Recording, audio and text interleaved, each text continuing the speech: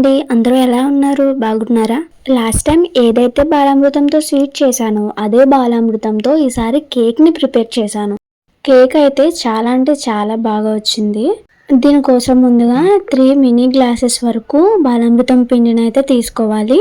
ఇప్పుడు బాలామృతం తీసుకున్న గ్లాస్తోనే ఫుల్గా 1 గ్లాస్ వరకు షుగర్ని యాడ్ చేసుకోవాలి. అలాగే 2 ఇలాచీని కూడా వేయాలి.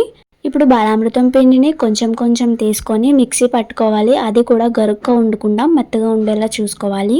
ఇప్పుడు కొంచెం బేకింగ్ సోడా వేయాలి. సేమ్ గ్లాస్తో ఇప్పుడు 1 గ్లాస్ వరకు పాలు, 1 గ్లాస్ వరకు పెరుగును యాడ్ చేసుకోవాలి. ఇప్పుడు 1 గ్లాస్ వరకు నెయ్యి ఆర్ నూనె ఏదైనా యాడ్ చేసుకోవచ్చు. ఇప్పుడు దీన్ని బాగా బీట్ చేస్తూ మిక్స్ చేయాల్సి ఉంటుంది. దీనిలో అయితే ఎటువంటి పిండి ముద్దలు ఉండకుండా స్మూత్ కన్సిస్టెన్సీలోకి వచ్చే వరకు కలుపుకోవాల్సి ఉంటుంది. ఇంకా దీనిలో మైదా, ఎగ్ ఆర్ వెనిలా ఎసెన్స్ లేదంటే బేకింగ్ పౌడర్ లాంటివి ఏ ఇంగ్రీడియంట్స్ కూడా వేయనవసరం లేదు.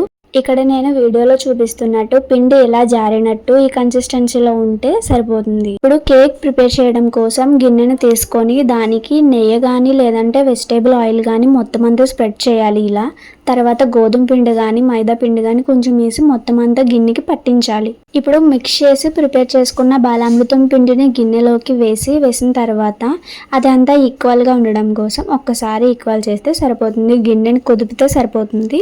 ఇప్పుడు అడుగు మందంతో వెడల్పు కలిగిన గిన్నెను ఒకటి తీసుకొని దానిలోన స్టాండ్ ఆర్ చిన్న గిన్నెను ఉంచి ప్రిపేర్ చేసుకున్న కేక్ బ్యాటర్ని ఒక 35 to 40 మినిట్స్ వరకు మూత పెట్టి మీడియం ఫ్లేమ్లోనే ఉంచాలి. ఆఫ్టర్ 30 మినిట్స్కి ఒకసారి చెక్ చేసి చూడండి కేక్ ఎంతవరకు అయ్యింది, పూర్తిగా అయిందా లేదా అన్నది మీకే అర్థమవుతుంది. కేక్ అయితే రెడీ అయిపోయింది. దీనిలో కావాలనుకుంటే డ్రై ఫ్రూట్స్ కూడా యాడ్ చేసుకోవచ్చు, బాగానే ఉంటుంది. అచ్చం బేకరీ స్టైల్లో స్పాంజ్ కేక్ ఎలా ఉంటుంది ఆ టైప్లోనే ఉంది. ఇది టేస్ట్ విషయానికి వస్తే చాలా అంటే చాలా బాగుంది.